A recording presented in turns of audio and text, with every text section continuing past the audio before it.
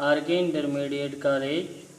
जैसा कि बच्चों ध्यान दें, काव्य संकलन का तीसरा पाठ जो कि आज हम रहीम का जीवन परिचय पढ़ेंगे।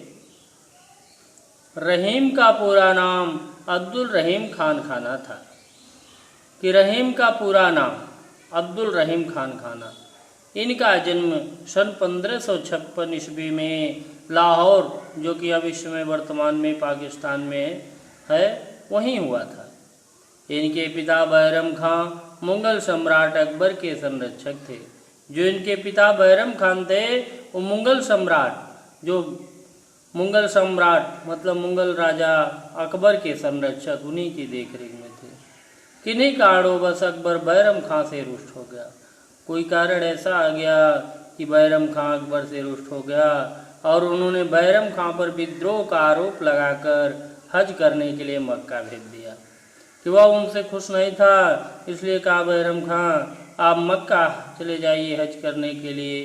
तो मार्ग में उसके शत्रु मुबारक खां ने उसकी हत्या कर दी। जब वे हज करने के लिए जा रहे थे तो उनके दुश्मन मुबारक खां ने बैरम खां की हत्या कर दी, उनको जान से मार दी।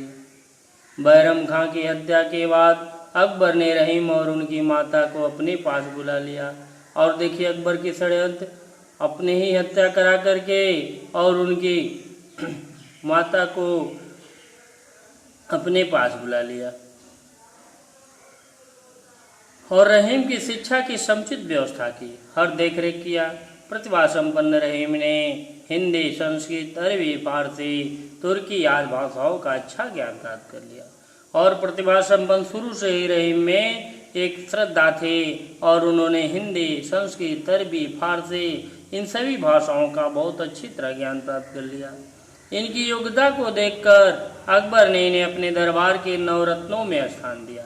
कि नवरत्न मतलब इसमें महत्वपूर्ण हैं, ये अच्छे अच्छे दुआएं लिखते हैं। ये अपने नाम के अनुरूप अत्यंत दयालु प्रकृति के मुसलमान होते हुए भी ये श्री कृष्ण के भक्त थे।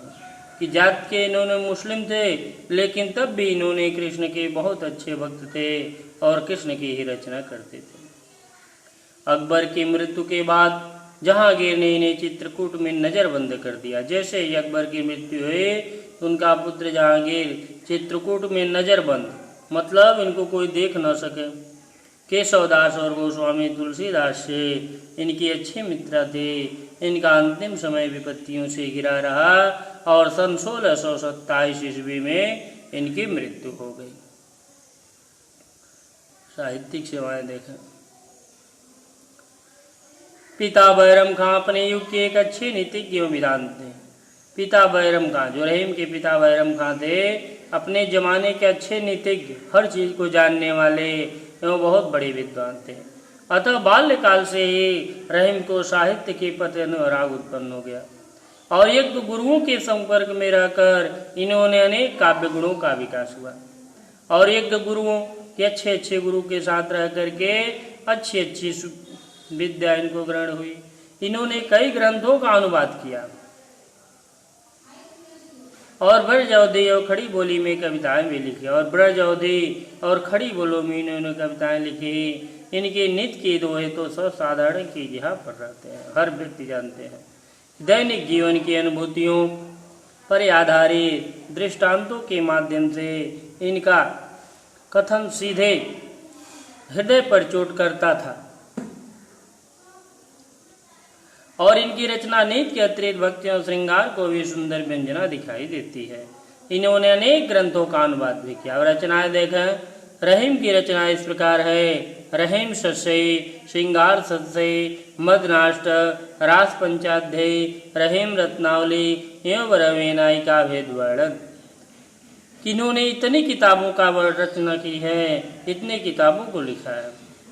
रहीम सस्यई नित्य के दोहों का संकलन ग्रंथ है। इनमें लगभग 300 दोहे प्राप्त हुए हैं। मद नाटक में श्री कृष्ण और गोपियों की प्रेम संबंधी लीलाओं का सरस चित्रण किया गया है। और रास पंचाध्याय श्रीमद् भागवत पुराण के आधार पर लिखा गया ग्रंथ है, जो अप्राय है ब्रह्म नायिका के भेद में नायिका भेद का ब्रह्म एवं छंद में किया गया। अब देखें भाषा शैली। कि रहीम जनसाधारण में अपने दोहों के लिए प्रसिद्ध है। सब लोग अपने इनको दोहों के लिए जानते हैं कि बहुत अच्छे अच्छे दोहे लिखते रचना किए हैं।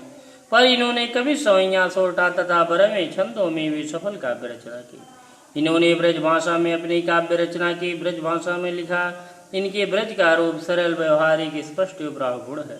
ये कई भाषाओं के जानकार थे, इसलिए इनकी काव्य भाषा में विभिन्न भाषाओं के शब्दों के प्रयोग भी देखने को मिलते हैं कि कई भाषाओं के जानकार थे। संस्कृत, अरबी, फारसी, उर्दू हर चीज़ों को जानते थे।